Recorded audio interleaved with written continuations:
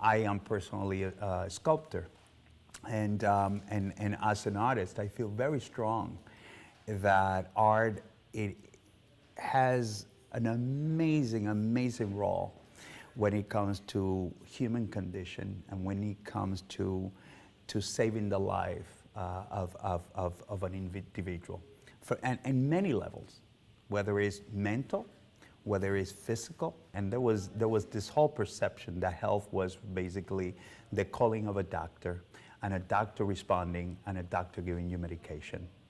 And that is a tradition that unfortunately to me was a man-made tradition. But whether was it from a holistical point of view, not at all. Our community health center has basically been committed to bring community together, do respect the Western medicine tradition, but also very important in bringing the arts as a vehicle from where conversation as well as bringing the people in has been one of the most successful things. So it's not just saying, well, within this community, tuberculosis is very prevalent. We know what is prevalent within the community. Our provider knows that. The bottom line is, how can we bring them to the door so that then from there the education and the engagement basically is building trust. Mm-hmm. Because it is a population, and I'm not going to just go with the immigrant population. I'm going to speak for the entire population. If you learn a little bit about the history in Peekskill, and I'm going to speak with my community here, even our African American community, okay, has been a hard to reach population.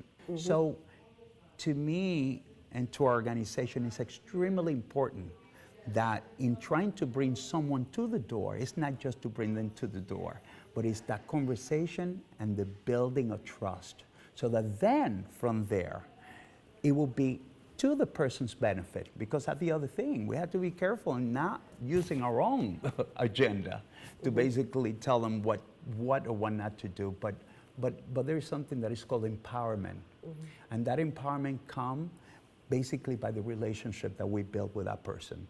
And that if that person, either he or she has been feeling, has something that is pre-existing, that person will come voluntarily and say, listen, I've been dealing with this for some time. What can I do? Mm-hmm. And that to the point that you want. That to the point that whether it's art, whether it's comedy, whether it's anything that you use as a tool just to bring that person in and then to start that conversation.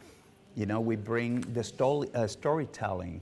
We bring the photographer. We bring the sculptor. I think every culture loves music and dance. Totally. I mean, that's a universal. It's a universal language. So for years we've been always having basically individual, just your regular performance, whether it's a chorus or whether it's a band playing and all that. Well, let me tell you, this health promoters came up with a, how do you call it, when they do those exercise, which is through the dance. It's fitness, but through dance. And it's basically using their traditional music, which is what everybody do in their respective home, and it get the entire audience to dance, but at the same time to get that exercise, that we all need.